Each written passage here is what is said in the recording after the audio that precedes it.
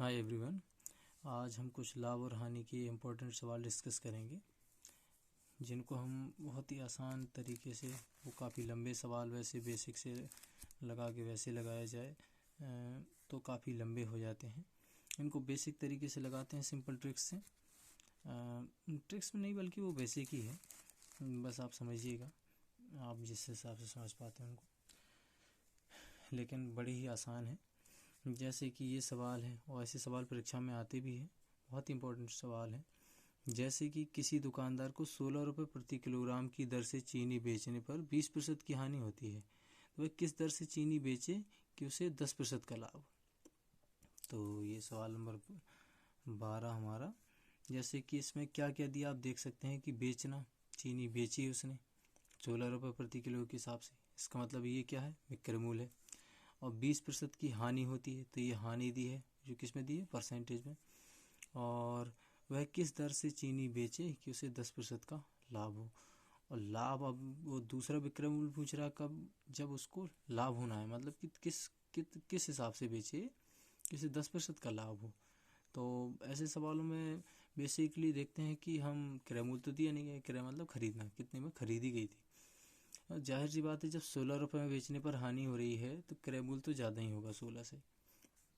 तो देखते हैं, पहले सबसे पहले क्रय मूल्य निकालते हैं। और क्रय मूल्य का जो भी हम मानेंगे, एक्स वाई जेड कुछ भी माने, जब दिया नहीं तो कुछ ना कुछ मानना पड़ेगा।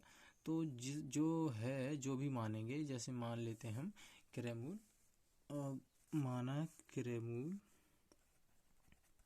क्रय है, क्रय बराबर एक्स। तो जो भी हमने माना है इसका 100% है क्रय मूल्य, पूरा 100% वही होता है, ठीक है, 100%। अब 100% से जितना परसेंट हानि हो रही है, जैसे इसमें 20% हानि हो रही है, ठीक है, तो 20% घटा देंगे।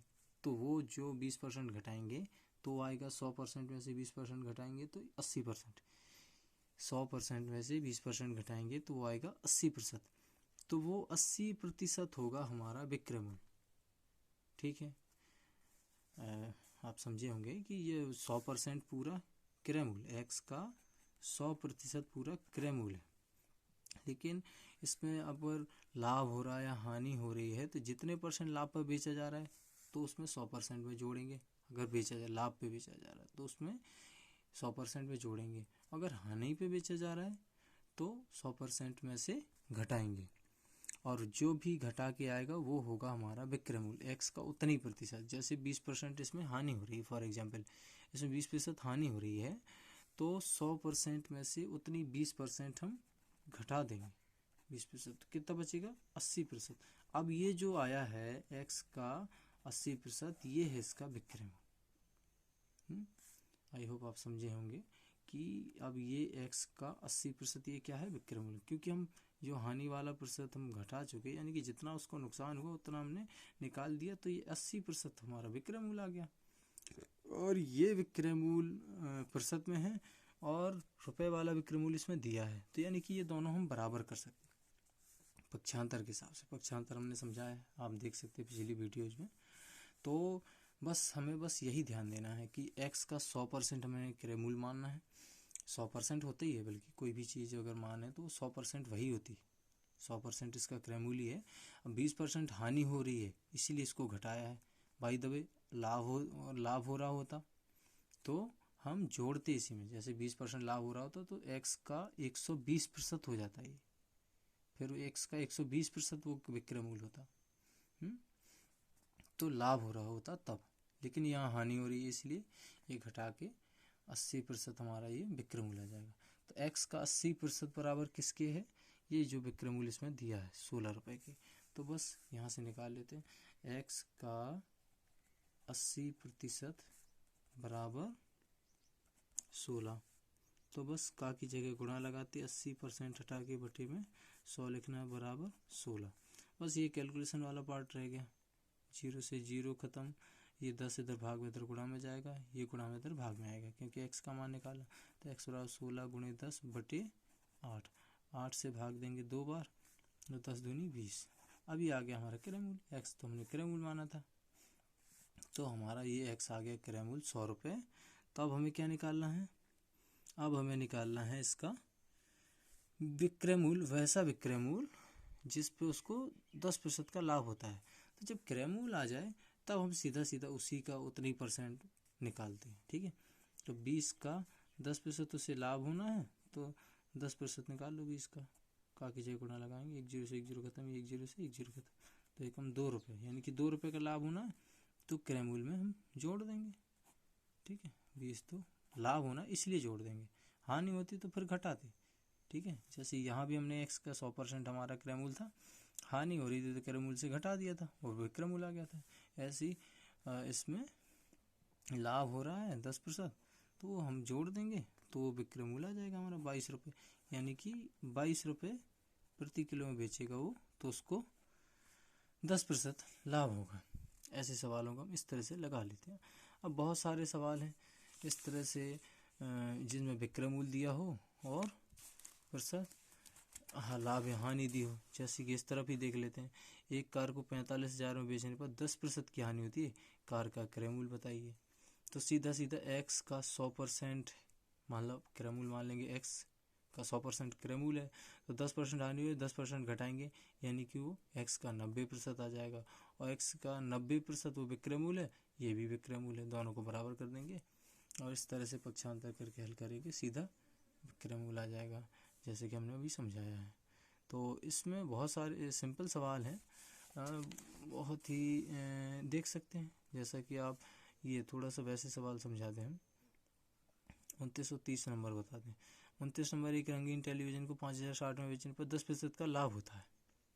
अब आप देख सकते हैं कि रंगीन टेलीविज़न को इतने बेचने में विक्रय मूल्य है, वही प्रतिशत लाभ है, तो बस वही x मान लेंगे, क्योंकि हमें x मान लेंगे क्रय मूल्य और उसका 100% क्रय मूल्य, 10% लाभ हो रहा है, तो अब उसमें हानि हो रही थी इसलिए घटा दिया, अब इसमें लाभ हो रहा है तो हम जोड़ेंगे, x का 100% में जोड़ेंगे तो कितना हो जाएगा, x का 110%।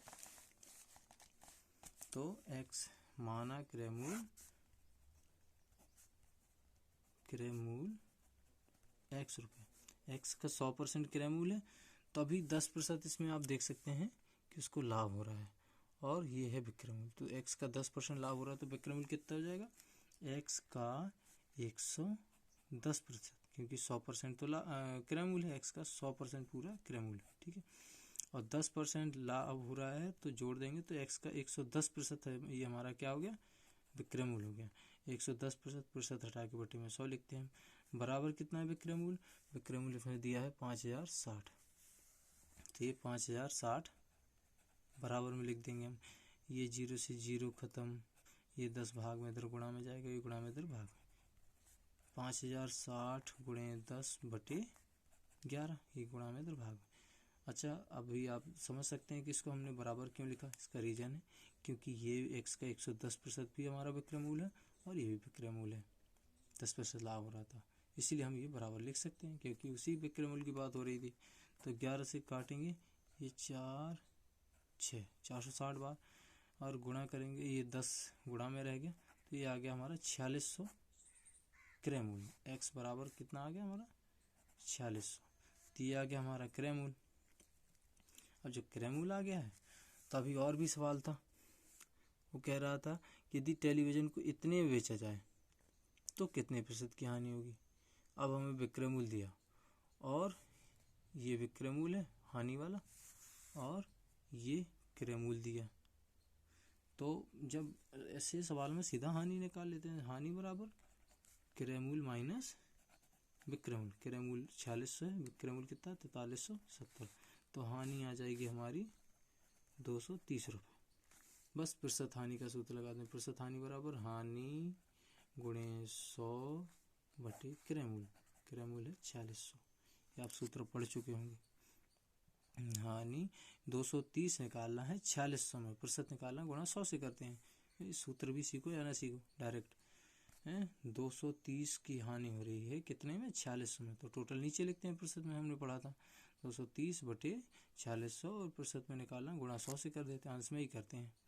बस इसको क्या करना है, हल कर लो, 2 0 से 2 0 खत्म, 23 से भाग देंगे 10 बार और इसमें 2 बार जा रहा, 2 से फिर देंगे 5 बार, तो प्रतिशत हानि आएगी 5%, 5% हमारी हानि हो जाएगी।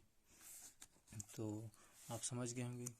अब अगला सवाल है, जैसे कि ये वाला है कि किसी वस्तु को 480 में बेचने पर 20% की हानि होती है, तो कितने में बेचा जाए कि 30% का लाभ हो। तो बिल्कुल सेम ऐसी सवाल है, थोड़ा इसी तरह का, कि हम मान लेते हैं कि विक्रय मूल्य दिया 480 में बेचने पर और हानि दी 20%। तो यहाँ से हम पहले क्रय मूल्य निकालते हैं। तो माना क्रय मूल्य है हमारा x रुपये, तो x का 100% है, ठीक है। 20% की हानि हो रही है तो 20% घटा देंगे, तो सीधा x का 100% बनेगा। तो 20% की हानि हो रही तो 20% घटा देंगे, तो कितना बचा, विक्रय मूल्य बचा हमारा x का 80%। क्या बचा, सीधा सीधा 100 में से 20% हमने घटा दिया, तो ये बचा x का 80% हमारा विक्रय मूल्य। 80% किसके बराबर है, वो है हमारा ये विक्रय मूल्य 480 के बराबर। तो बस x का 80% बराबर 480, ये भी विक्रय मूल्य, ये भी विक्रय मूल्य, तो इन दोनों को हम बराबर ले सकते हैं। बस यहाँ से x का मान आ जाएगा। जहाँ x माना तो हमें इक्वेशन यानी कि ये समीकरण बनाना ही पड़ेगा, ये बन जाएगा, आसानी से हम निकाल सकते हैं। का की जगह हमने देखो डायरेक्ट गुणा लगा दिया, गुणा 80% हटा के बटे में 100 बराबर 480। 0 से 0 खत्म, ज़्यादा कुछ काटते नहीं, इधर काट देंगे, ये भाग में इधर गुणा में, ये गुणा में है इधर भाग में। तो x बराबर 480 गुणे 10 बटे 8, 8 से भाग देंगे 60 बार, तो x बराबर ये 600 आ गया। ये x क्या माना था हमने, क्रय मूल्य। तो ये 100% की वैल्यू है, आप इसमें कंफ्यूज मत होइएगा, ये 100% है पूरा, ठीक है। तो ये आ गया हमारा क्रय मूल्य। अब क्रय मूल्य, अब वो कह रहा है कि कितने में बेचा जाए कि 30% का लाभ हो, तो बस इजी, तो क्रय मूल्य आ गया, बस क्रय मूल्य का सीधा उतनी %। ये तब के लिए जब हमारा क्रय मूल्य ना दिया रहे, ठीक है। ये जितने भी थे इसके x का 100% हमें तभी मानना है जब क्रय मूल्य ना दिया रहे। जब क्रय मूल्य दिया रहे तो क्रय मूल्य से सीधा उतनी %, जितना लाभ हो रहा उतनी % लाभ निकालेंगे, या हानि हो रही उतनी, मतलब % तो उतनी निकालना है। लाभ हो रहा है तो क्रय मूल्य में जोड़ना है, और हानि हो रही तो क्रय मूल्य से घटाना है, बस इतना याद रखना। तो इसमें लाभ कह रहे हैं कि 30% का लाभ भी कमाना है उसको, कितने बेचा जाए, तो 600 रुपये क्रय मूल्य आ गया था, तो 600 का 30% लाभ कमाना है उसे, तो 600 का कीजिए गुणा 30% हटा के बटे में 100, 0 से 0 खत्म, 0 से ये 0 खत्म, 60 गुणे 3 कितना आ जाएगा, 6 18 180 रुपये का लाभ कमाना उसे। अभी ये तो आ गया लाभ, अब लाभ आ गया तो किस में जोड़ेंगे, क्रय मूल्य, तब तो हमारा विक्रय मूल्य आएगा। जैसे कि हम ये भी क्रय मूल्य था, क्रय मूल्य से ही हम हानि हो रही थी तो घटा रहे थे, लाभ हो रहा था अब इसमें जोड़, तो 600 में कितना 180, ये हमें जोड़ना पड़ेगा क्योंकि लाभ हो रहा है। तो 8 780, हमारा विक्रय मूल्य कितना आ जाएगा 780, ठीक है। तो इस तरह के सवाल आपको आई होप समझ में आ गए होंगे। अब दूसरे टाइप के सवाल इसी लाभ हानि के अगले वीडियो में डालेंगे, तब तक के लिए आप पढ़ते रहिएगा। ओके।